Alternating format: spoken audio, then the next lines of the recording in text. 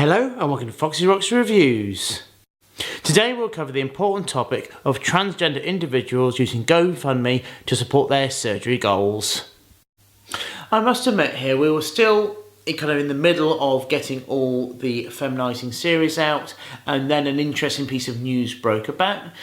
What happened was a famous person within kind of the gaming media kind of came out as requesting surgery from GoFundMe, and they were basically looking for £20,000 to cover two key surgeries for them they thought as essential, and they spent a long time trying to go through the standard system to get these surgeries done. And it's brought up a lot of interesting topics, and I do think that a lot of times I think people are going to maybe criticising the wrong people when dealing with these kind of very important and somewhat thorny issues.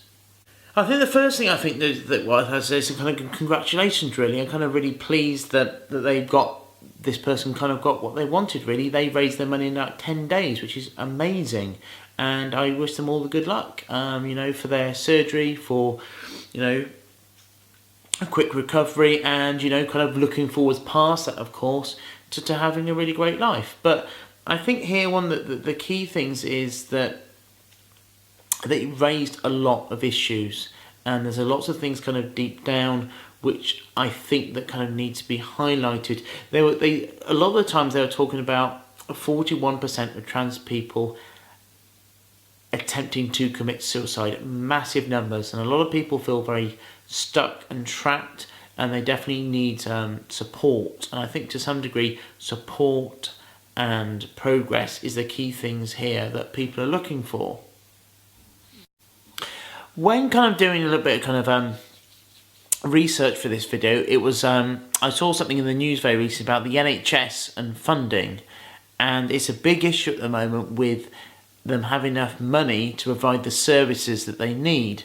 So a lot of the time I think when people are, kind of looking at the NHS saying why aren't they treating more people, some of it is to do with money, to have enough money, and I think we have to have reasonable expectations about what the NHS is able to do. I don't think it's a question of desire, because every time that I've spoken to anyone in the NHS, I've always had a sense that they want to do the right thing and they want to kind of put people forward. I know some of the other people have had issues with that, and I think it's really interesting to get some feedback from the community kind of regarding those issues. So if you do want to give me an email, I would always be interested in kind of taking that, taking those messages and kind of digesting them. But as an entity, I think the NHS is trying to do the right thing. But I think lots about communication, especially when I came out and I was going to the doctors, there wasn't a lot of information for me. And some people, because maybe they hadn't, the professionals I was dealing with, the general GPs, they didn't have that information to hand. And I think sometimes, especially connecting people with groups as well to get that support, I think is very useful. I think what I would like to see is having a bit more connectedness, so you'd have more centres which could support people, because I was all going down all the way from Wales down to London. I know if people aren't of significant means that the NHS will actually pay for travel, as well as kind of adding a whole bunch of inconvenience. And I think if you had more localised rather than just one national or a couple of national centres, I think that would actually help the community out, it'd help reduce costs, and also if you kind of had a more streamlined system, so you could actually get on to the system, so funding could be made available for kind of the essential surgeries, I think that could really help everyone out. Because I think a lot of the time is if you have a good quality of life, you're healthy, you're more likely to work, you're more likely to pay your taxes. So I think for what it costs versus the quality of life aspect and the kind of the income generation aspects, because obviously you pay tax if you're working, it is very beneficial.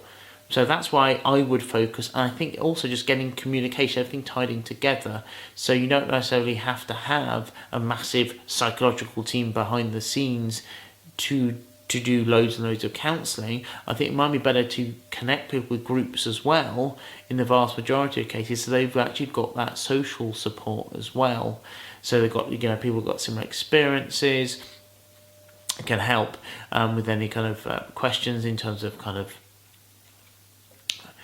just developing as a person and actualizing yourself and finding your own identity. Because I think everyone has their own. I think there's no one way to be trans or any right way to be trans as well. I mean, for some people, they don't feel that surgery is the path they want to go down, and that's equally as fine as someone who feels that maybe the surgery is a part of that journey to kind of to be happy and to be functional and not feel they're being weighed down by things and being trapped in somewhere which is not natural to them. I think in conclusion here, I think that from what's happened, especially from the GoFundMe, there was lots of kind of press regarding this issue, so there's lots of awareness raising, and I think that was really good. I think there's still a long way to go. I reckon I've seen improvements over what I've seen previously with kind of the medical side of transition, but there's definitely a long way to go, and I think the only way that we're going to get any movement here and traction is to make more awareness and to make sure we're focusing our energies on the way we can make these changes. I think quite a lot of the time the NHS can be quite cautious, because at the same time as a lot of people want to be very eager to go through surgeries, that some people have sued them because they felt they've been pushed through too soon. So that's always going to be an aspect in their heads as well. So as always, please subscribe. I hope you really enjoyed this video. And if you've got any more topics, anything you want to add to this as well, I mean, this is a massive topic and I feel that this video is really, really short. So if you've got anything else, let me know, give me an email, tweet me, let me know what you think.